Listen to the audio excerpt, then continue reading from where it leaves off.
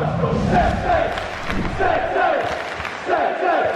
everyone, it's Jack here, TalkNorwichCity. Welcome back to another video. I hope you guys are all doing very well indeed. Back today to preview Norwich City's next game, this time travelling to Stamford Bridge in the early kickoff on Saturday to take on table toppers Chelsea. It is top versus bottom, and if you want to have an in-depth look at the table, then why not download OneFootball? The link is in the description.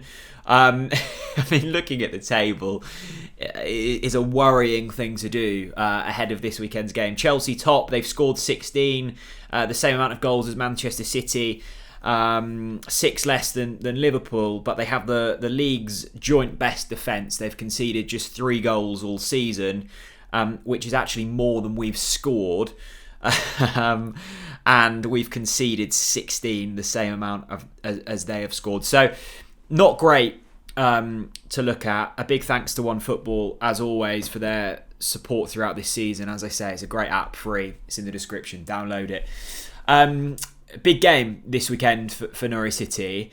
And it's one of them games where, you know, if I'm previewing Brighton or Burnley or Watford, I can sit on here and genuinely give some kind of passionate plea as to why I think Norwich City have a good chance of getting something.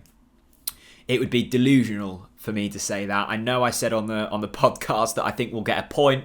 That was a completely delusional shout. Look, it could happen, but I've got no evidence to base any kind of opinion other than a defeat in this preview, which does seem defeatist, but this is being realistic. Chelsea, I would say, have probably the joint best head coach in the division. You look at them top 3 sides, Liverpool, Chelsea, Manchester City, and although the squads aren't, I'd probably say Manchester City probably have the strongest squad possibly. But the managers are just so far ahead of the rest of the division. I mean, you look at Manchester United, who were, by the bookie standards, the 4th best club in the division this season. I mean, Ole Gunnar Solskjaer compared to Thomas Tuchel, Jurgen Klopp, Pep Guardiola.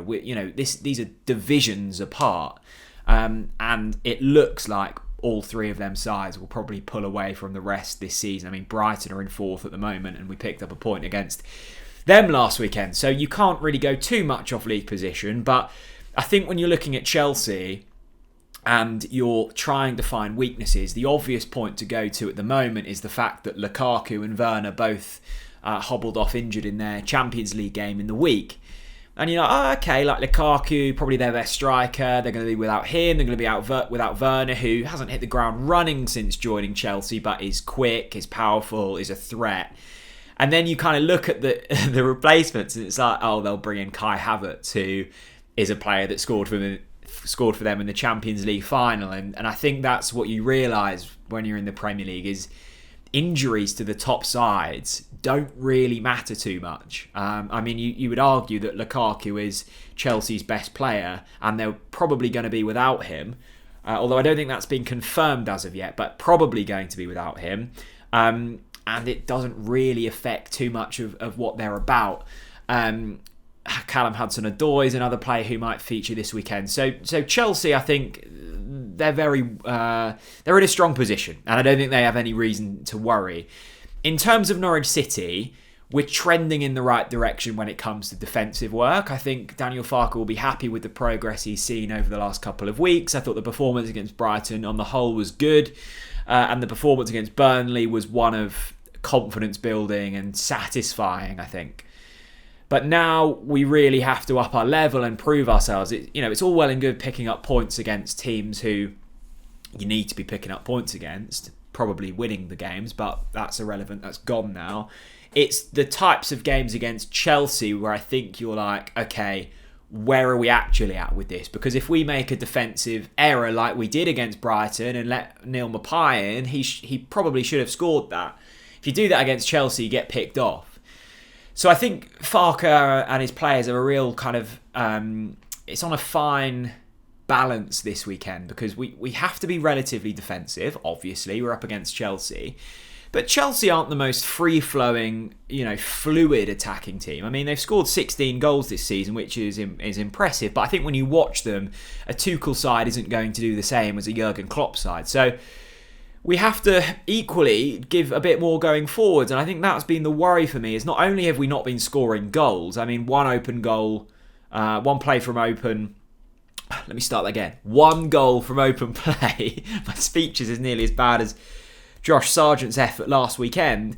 Isn't good enough in the Premier League. There is no papering over the cracks. I don't care whether the defence is improving. If you're only scoring one goal from open play in your first 8 fixtures, you're going to have serious issues. And we do have serious issues at the moment. We're just, we have just 2 points on the board and we're already 4 points away from safety. So there are issues in terms of attack, and not only are we not scoring goals, it's difficult to keep possession when you're not attacking well.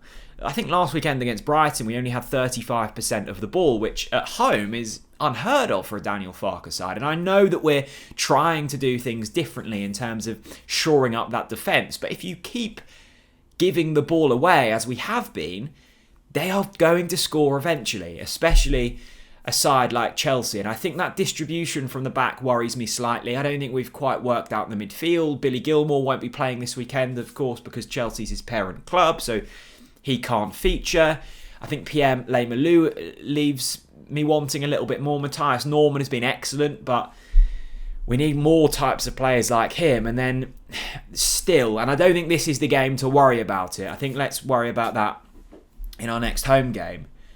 But we need to figure out how we create better chances. You've got Christos Jolis, Milo Rashica, Todd Cantwell, Kieran Dowell and other players wasted, sat on the bench. And for me, that's not good enough. We need to be seeing them types of players on the pitch if we want to make an impact in the Premier League this season. It's all well and good saying, yes, the defensive has improved, but we're still yet to win a game and we are being cut adrift already.